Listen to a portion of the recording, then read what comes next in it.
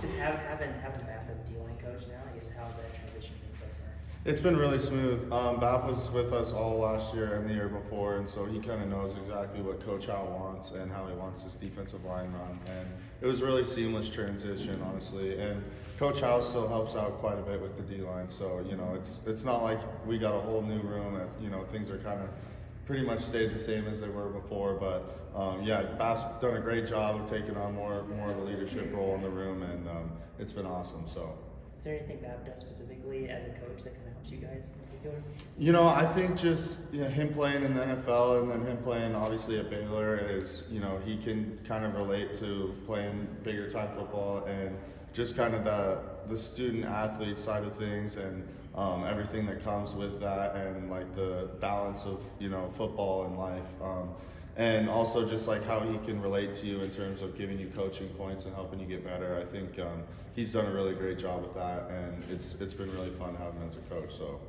How has it been kind of the beginning of your senior season, making the most of every day of spring ball? How's that been? Yeah, I think it'll kind of set in more once fall kind of comes around. But I would say right now, just trying to enjoy my last spring and enjoy the time being out with my buddies and my guys and, just working to get better and practicing and, just enjoying the spring workouts and stuff has been kind of the biggest thing for me. And like you said, just trying to make the most of it and make as many memories as I can. So. Yeah, getting to lead out the rodeo team. How was that last Thursday? It was pretty fun. Yeah, I wanted to do that for a few years now, so it was fun to finally get my turn. And I love rodeo, and I never really did a lot, but I love watching it. So it's really fun to get to support those guys, and they do a lot for us. So it's fun to do something for them. So. What do you think of this D-line crew and kind of be one of the most experienced groups of position groups that you have coming back? Yeah, I think it's really good. We are starting from a spot where we aren't having to relearn stuff or teach stuff to guys. It's pretty much a similar defense to what we've had in years past. And with so many guys returning that have experience in games and in practice and stuff, running our defense has been really, really awesome going into spring. We can kind of try and work more on the finer details of stuff than just working on the basics and getting everyone up to speed on what we're doing. So that's been really nice.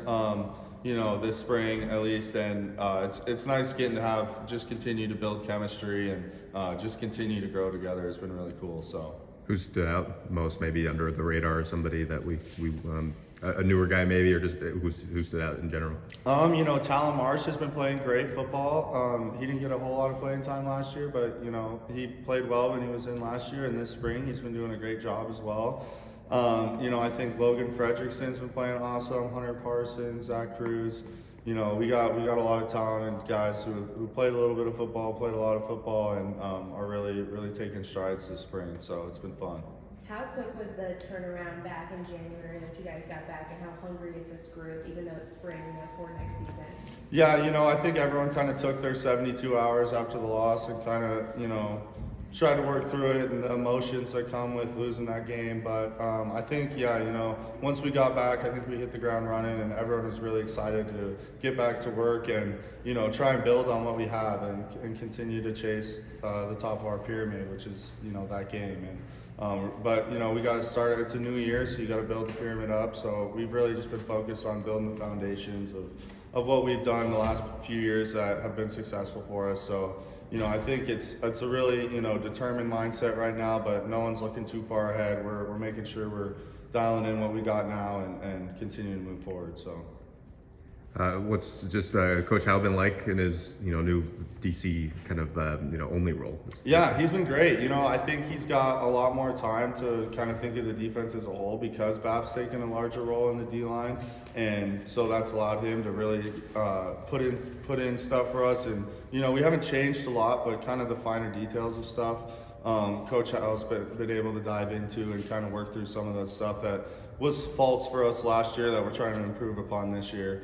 And, I still see him all the time in the D-line room, so it's not like he's completely removed from us. But, it is nice as a D-lineman when your coach, or when your defensive coordinator was the D-line coach, he sets us up for success and tries to put us in good spots and understands how the defensive line plays a role in the whole defense, which is pretty cool. So, and it's been fun to experience this spring, so. What's the biggest thing you took from the outgoing senior class in last season that you want to bring into this year? I think just the right I think, just a one day at a time mentality. I think, guys like Rylan Ort and Tommy Mott and, Brody Grebe and all those guys, that's really something they adopted and really put to the forefront of their plans every day, and was just taking it one step at a time and getting 1% better every day. And that's something that we're trying to carry on from them and holding everyone accountable too. I think that's something that when you have that core group of seniors like we did, they feel comfortable, speaking up and making sure guys are held accountable and working hard. So that's something we're trying to carry forward, and guys are trying to step into new roles as we go this spring. So, yeah.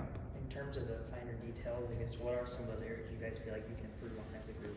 I think just trying to, simplify stuff and really just getting us playing more. We have a lot of athletic guys on the team, and really letting them kind of play loose and play fast and not have to worry about as many checks or whatnot. Like, it's more for the back end stuff that Coach Howe's changed a lot of stuff. The D line up front has stayed pretty similar, but just kind of more putting us in an attack position instead of kind of a bend don't break position. So I think that's kind of what Coach Howe has been doing, and it's been really fun to see. So going up against Gray Zabel in the title game, and then obviously sharing the field with some of your teammates who are NFL hopefuls too. Just how do you kind of reflect on that experience? Yeah, Gray Zabel, I mean, he went and had a pretty good Reese's Bowl day as well, and he was everything that they said he was. I felt like when we were playing, he was a really good player and a good guy too, a sportsmanship guy. He came up and said hi after the game, and we chatted for a little bit and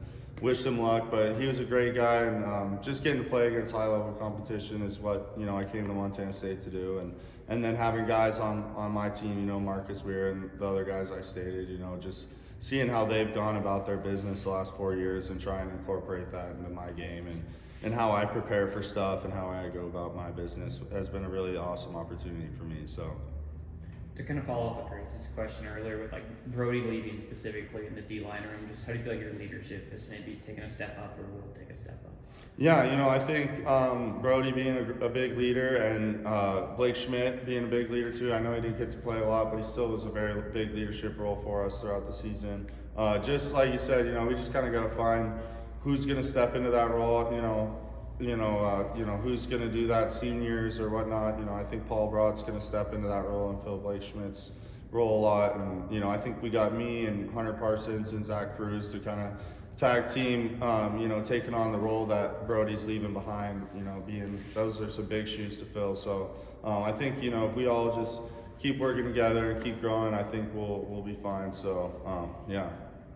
When you first came into college, it was kind of I think it was kind of when the first NIL first got established, and now you're like the pickle barrel guy. And, yeah. Also, they got fans taking up the collective. Just how have you kind of seen things change kind of personally with that?